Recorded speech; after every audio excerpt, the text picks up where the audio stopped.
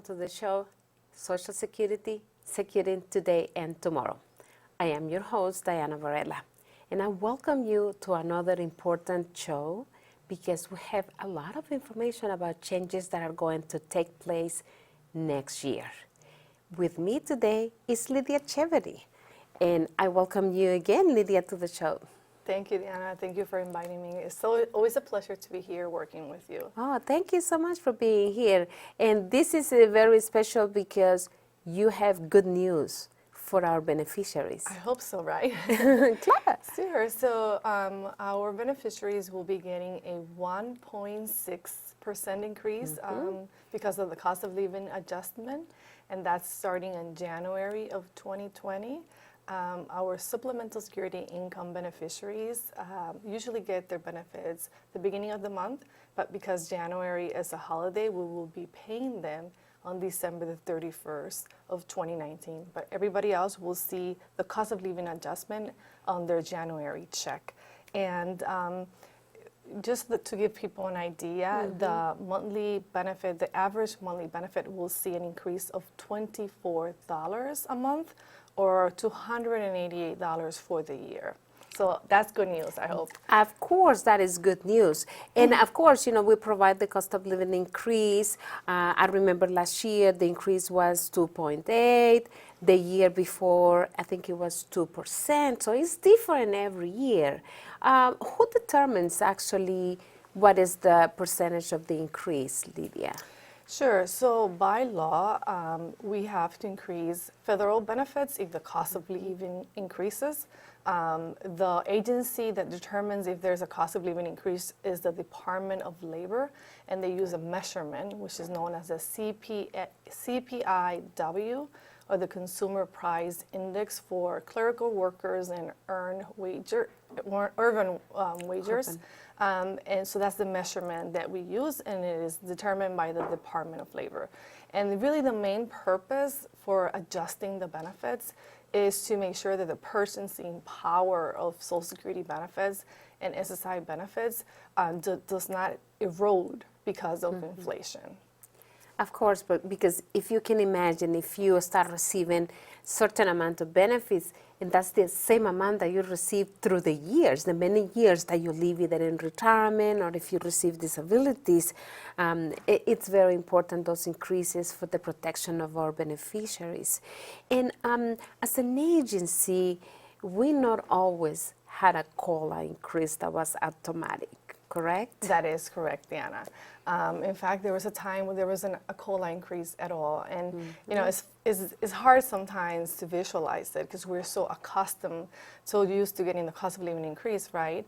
But when the Social Security program was signed into law, it did not offer cost of living adjustment. So when we pay, let's say, I'm going to give you an example, and you kind of mentioned it earlier. When we pay Ida Mae Fuller, that was one of the first people that we paid Social Security benefits back in 1940. Her very first check was for $22.54.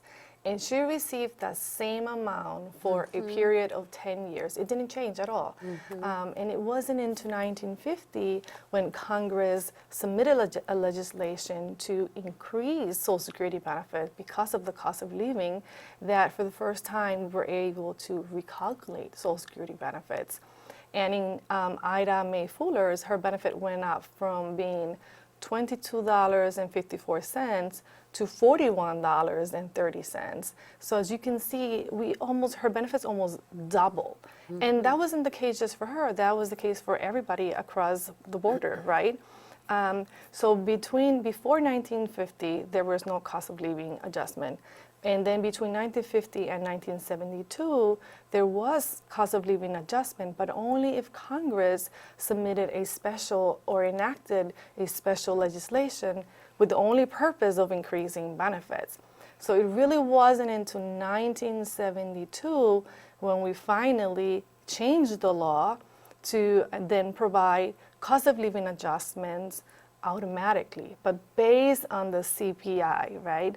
But what this law does is two things for Social Security benefits. One, beneficiaries.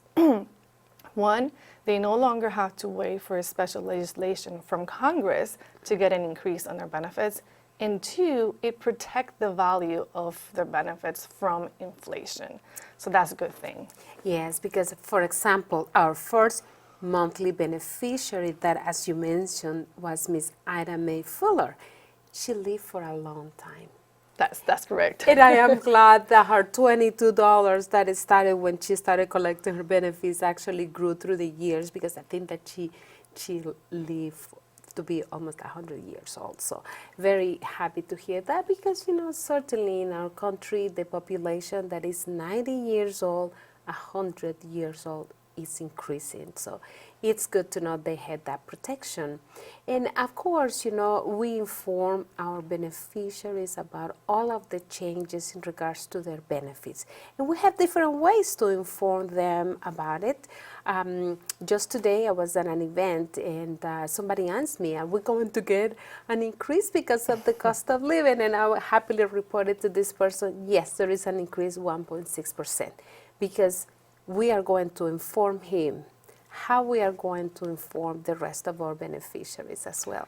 Right, so if people go to our website, we already have information there, and our website is www.socialsecurity.gov.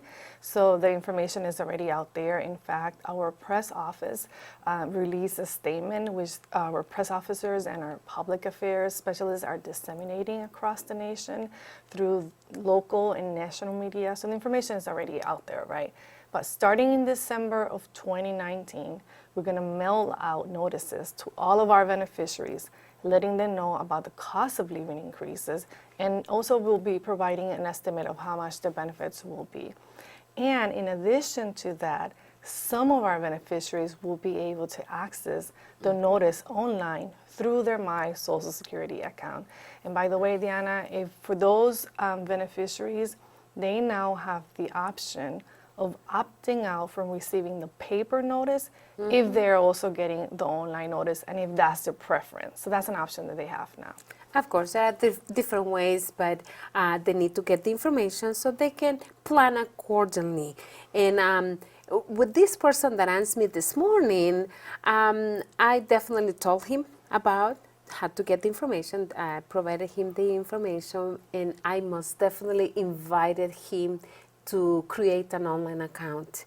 Let him know that through my Social Security online account, he can get those notices in my message center.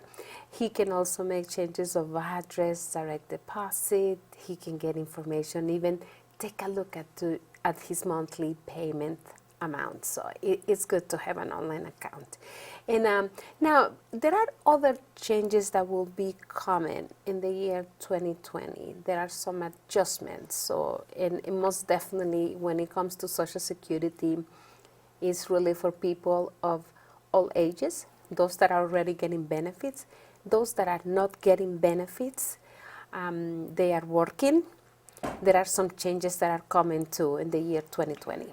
That is correct. There's a lot of numbers that are directly tied to the cost of living increase. And in fact, we have a publication titled Update 2020. And I'm actually going to refer to it as we talk, because there's a lot of new numbers. And I want to make sure that I'm giving people the correct numbers. Exactly. So the first one that people need to know is the changes to the value of the credit. And I know that we've talked about this in the past, right? But when people work and pay Social Security taxes, they earn what we call credits. And the credit is the building blocks the Social Security uses to determine if the person qualified for benefits or not, right? And the value of the credit is going to change in 2020. So this year for 2019, you earn one credit for every $1,360. But for 2020, and I'm going to look at my sheet here, you earn one credit for every $1,410. So that's one of the things that people need to look into. Exactly. And most people only need 40 credits. That's about 10 years of earnings, because they could only earn up to 4 credits per year. 4 credits per year. And that is either when people are working on regular employment, or even they do self-employment, correct? So that's the number for most workers. We have different rules for self-employed, religious, domestic workers, farm workers. But that information, they can access it on our website, www.socialsecurity.gov. The number that I provided is for applies to most workers. Exactly, yeah. And it's important for our viewers to know that if you work in self-employment, yes, you can still earn those credits to get the protection of the benefits that we provide for as long as you declare the income that you have from self-employment. You pay accordingly the taxes that are due, and you file your income tax. And of course, if you have net self-employment earnings, you still earn those credits. It's very important that you earn those credits for future benefits. That's right. What other changes are happening in 2020? Sure. So as I mentioned, when we tax people's wages, right? So one of the things that we do is that, and that's actually how we finance the Social Security Administration, right? By taxing people's wages. And so there is a maximum amount that we could tax. This year was 100, and I'm looking at my sheet, and $132,900. That's going up. So next year we're going to tax you up to $137,700. And just to give you a quick example, for a person who earned $150,000 last year, we only taxed them, not last year, now in 2019, because we're still in 2019, we only taxed them up into $132,900. But next year, if that same person makes $150,000, we're going to tax them up a little higher, up to $137,700. So that goes a little bit up a little bit. Correct. Yes. Something that is very important is in regards to working and receiving Social Security benefits. What can you tell us about the earnings limits for next year? Sure. So individuals can collect Social Security benefits, retirement Social Security benefits, and work. If they haven't reached their full retirement amount, there's an earning limit, right? There's a limit. And this year, the amount was $17,640. Next year, for the year 2020, is going to be $18,240. Now, if that same individual turns 65, let's say in 2020, then the earning limit is a little higher. So the earning limit for that individual will be $48,600. Actually, when the person turns the year when they turn full retirement age. Right. It can be not 65, but it can be 66 or... Right. So next, I'm sorry. Yeah. So next year, when they if they will be reaching their full retirement age next year for 2020, the earning limit is a little higher. Yes. It's always higher. So, yes, you can work and receive Social Security benefits. We are talking with Lydia Chevere with changes that are important to you and the benefits that you receive. We have to go to a short break, but stay with us because we will be talking about changes for Medicare as well. New message. Department of the Social Security Administration. The reason of this call is to inform you that your Social Security number has been suspended for suspicion of illegal activity. If you do not contact us immediately, your account will be deactivated. For more information about this case file, press 1 or call immediately our department number, 326. This is a scam. Thieves are misusing the Social Security Administration's authority and phone schemes to trick you into giving them money or personal information. They state there is a problem with your Social Security number or account. They claim there's been suspicious or fraudulent activity, and you could be arrested or face other legal action. They even spoof SSA's main customer service telephone number on caller ID. Don't believe them. Don't provide any information. SSA employees will never threaten you for information or promise benefits in exchange for information. In those cases, the call is fraudulent. Just hang up. If you suspect you've been contacted by an SSA scammer, call the Social Security Fraud Hotline at 1-800-269-0271. Social Security, securing today and tomorrow. Thank you for staying with us. We are here to talk about changes in the year 2020. And we spoke about the earnings limits for people that are receiving Social Security retirement benefits next year.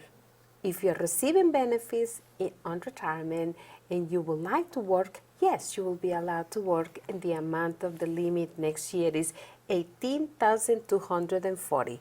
And I'm still learning these new amounts, but I invite you to also look at our publication, Social Security Update, where you have all these amounts available. If next year is the year that you will be turning full retirement age, you are still able to work in the months before if you want to receive your benefits, and the limit of earnings for you will be $48,600. These amounts increase, Lydia. That's when right. it comes to retirement, and also about disability. Can you tell us, please, what are the thresholds for somebody either thinking about applying for disability benefits, or even if they are receiving disability benefits already? Sure. So for our Social Security disability beneficiaries, we encourage them to go back to work, right?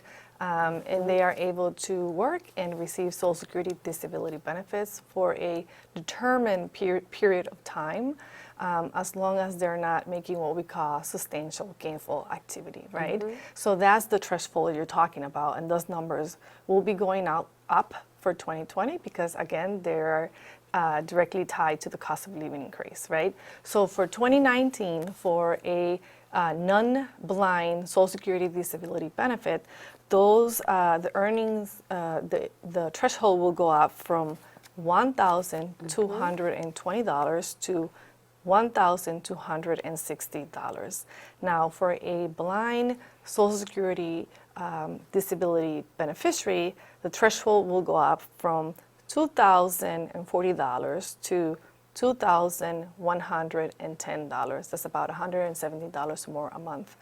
And for those Social Security disability beneficiaries, they are within their trial work period, the threshold will be going up from $880 to $910. So those are the new numbers. Yes, and we always encourage our beneficiaries, even if they are receiving disability benefits, if they would like to come back to work, to go to the website and visit the page of Ticket to Work.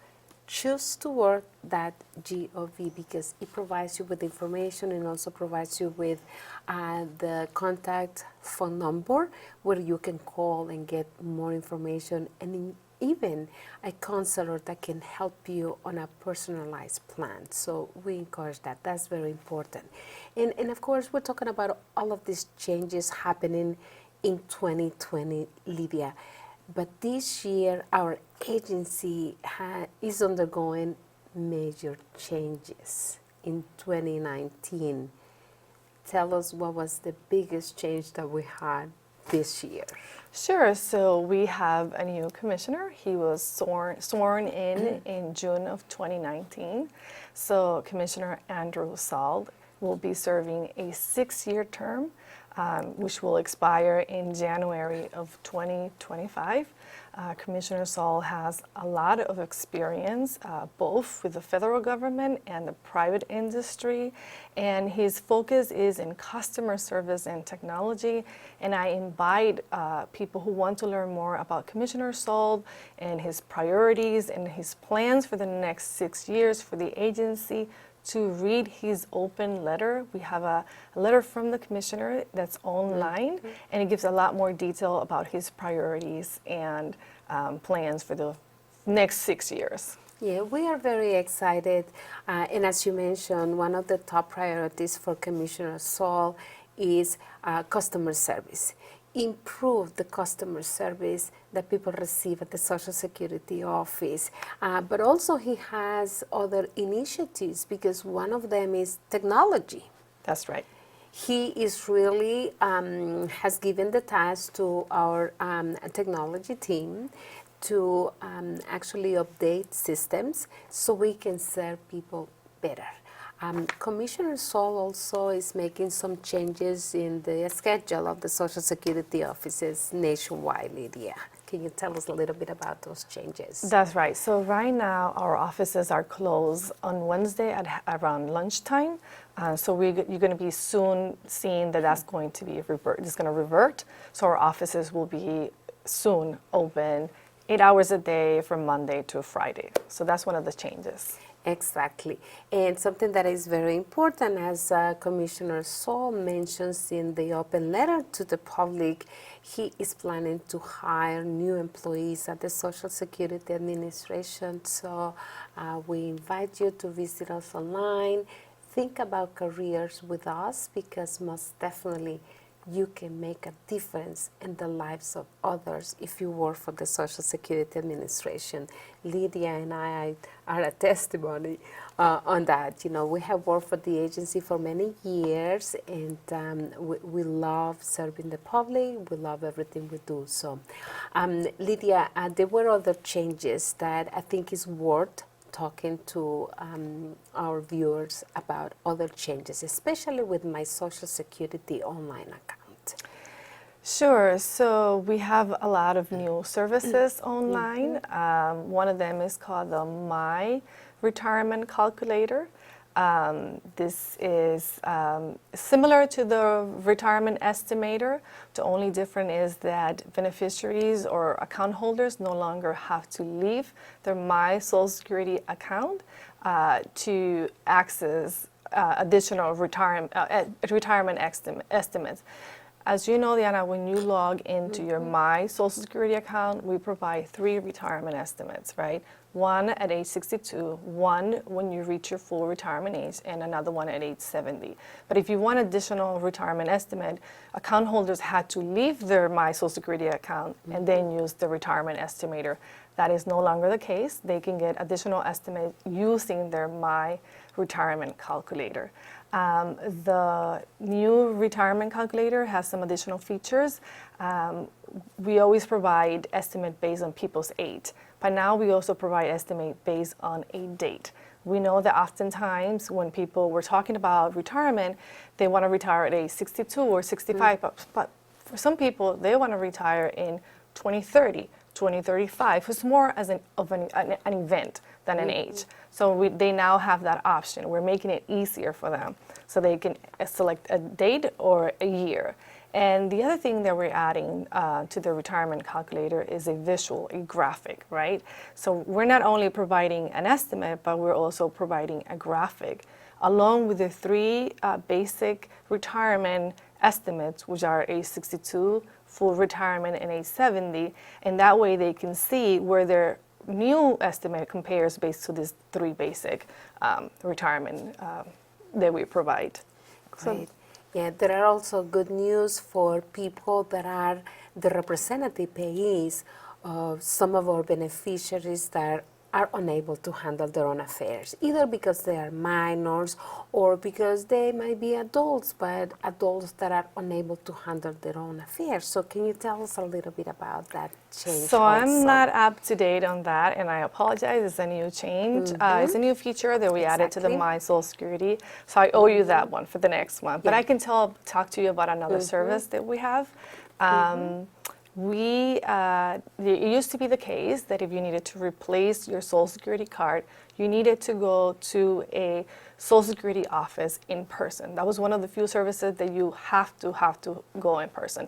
That is not the case anymore. A few years ago, we launched the Social Security replacement card online. It was a gradual release. So we could not offer it in all states at once. It had to be offered a few states at a time. But right now it's available in 40 states. So 86 million people have access to this online service. So I want to encourage people to use their My Social Security account to request replacement Social Security card if they need one, right? They don't have to get it if they don't need it. So, and then another new service that we have online, and I believe I mentioned it earlier, is that they can now opt out from receiving notices through the mail if they're receiving the notices through their My Social Security account. So those are the new services. Exactly. And then in regards to the REPAYE, and I know it's a new service, but it's good for REPAYEs to know that basically they will be able to report wages if the beneficiaries that they are receiving benefits for is working also, which certainly any Social Security beneficiary can work and still receive benefits. Just get the information about what are the earnings limits depending on the benefits that you receive and also your age. So also representatives payee will be able to make some minor changes such as direct deposit. So we invite you to visit us online because we have the information available online for you. So and stay tuned because we have more services coming that we will provide to you online to make it easier and convenient, most of all secure for you to actually access your information. Lydia, another big change that I can recall from this year in our agency is the anti-fraud disability units that we have. Sure. So the Social Security Administration, together with the Office of the Inspector General, have established disability anti-fraud units. Right now we have about 40 disability anti-fraud units, but we're hoping to have 50 across the nation, including Puerto Rico and the U.S. Virgin Islands by 2022. And what the disability anti-fraud units do is that they help us detect fraud before we even start paying disability benefits, and they prove to be extremely effective. And I want to say that we have zero tolerance for fraud, that Social Security is committed to detecting and preventing fraud, and that we are very always want to ensure that the information that people entrusted us is secure. So that's one of the things that we're committed to. But then you're asking me about the anti-fraud units. I want to talk about another fraud that's happening now. Yes. That is affecting a lot of our beneficiaries and non-beneficiaries. So the Social Security Administration and the Office of the Inspector General have received several reports about fraudulent calls or people pretending to be Social Security employees. And unfortunately, to make matters worse, these scammers can spoof our numbers so that it appears that the incoming call is coming from the Social Security Administration.